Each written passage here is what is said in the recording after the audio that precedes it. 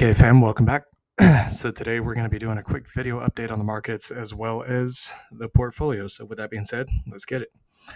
Okay, so I told you guys a long time ago I was looking for a break of these two trend lines on Bitcoin. We have apparently gotten a break on the first one.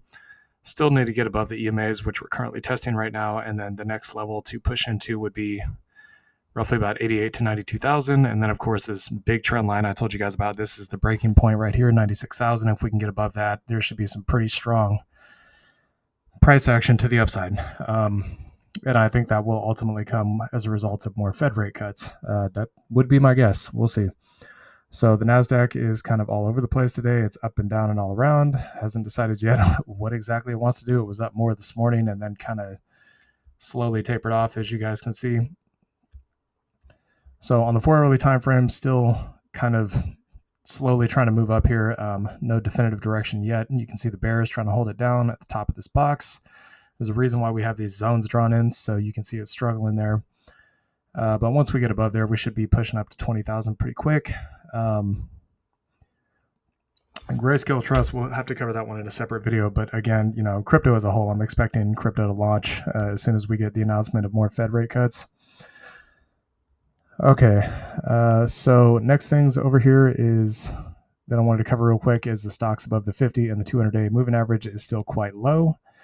Still a golden dip buying opportunity. The VIX has been inversing these stocks above the 50 and the 200. As you guys know, when this comes down, that typically means that we are not actually going into a full-blown super nuclear sell-off, which I can't say that the one that we've had over the last 8 weeks has not been super nuclear. It's been pretty terrifying. So, but the VIX dropping from 50 down to a 32 is definitely a good sign. Expecting some move up here. The dollar is also falling along with inflation. I told you guys this was likely going to happen right around the time that we should see a serious Fed pivot. So, yeah, that's what's going on with that. So, in terms of TSLL and SOXL, because I'm sure you guys are probably wondering about that. So, SOXL is up a little bit, whereas TSLL it was up more in the morning, but then it came down. We kind of decided to hold off this morning to see how the markets were going to act to do this. But once we saw TSLL went negative, we went ahead and made the call. So we decided we closed out one of our SOXL, the call that we had for 15. I mean, it could go up to 15 by the end of the week, but not really sure if it's going to do it. And it was just like, I think, a few dollars to close. So we just decided to get the hell out of it for a profit, of course. So TSLL, we opened this cash secured put at 7.5 strike for roughly about, I think it was $25. Yeah, $25 in premiums. Again, it's only a 3-day put. Not a big deal. If we get a sign, then of course we're going to take the shares. And going over here to SOXL, again, we're currently sitting on 300 shares. So there it is. Okay, so $38 in premiums this morning on that contract after we close the old one.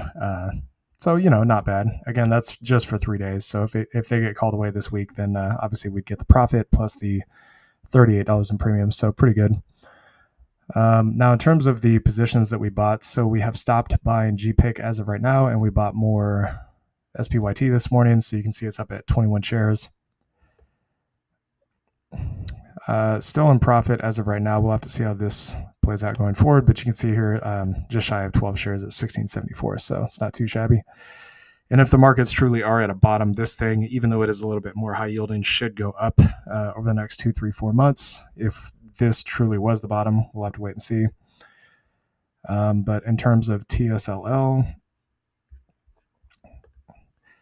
I mean, we still have the same number of shares. We still have 1227 is the average with 1,347 shares, so just shy of 1,350. If we got up to 1,400 or 1,500, that would be fine. I don't think that there should be much of a problem with that, and maybe SOXL a little bit more as well. We'll just have to wait and see in the future what holds with that, what the prices are, and whether it makes sense to do puts or calls or whatever the case may be. So that's pretty much what's going on right now. We still have record cash, as you guys can see, because again, it comes back to the question, is this going to be an actual rally or is it a dead cat bounce? We are oversold. That is true. But again, we are not above the weekly EMAs here. So until we at least get above until we at least get a confirmation and a golden cross on the daily time frame, which it looks like we're trying to get above there, but not there yet. I would be a little hesitant to say that this is actually going to be a rally back to all-time highs. I mean, it appears to be so, but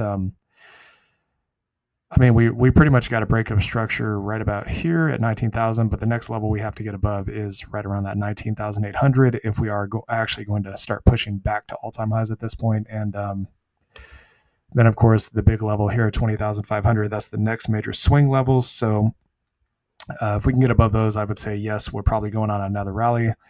But the question is, when is it going to happen, right? So anyways, hope you all enjoyed this content. Please like, comment, and subscribe, and I'll see y'all later. Peace.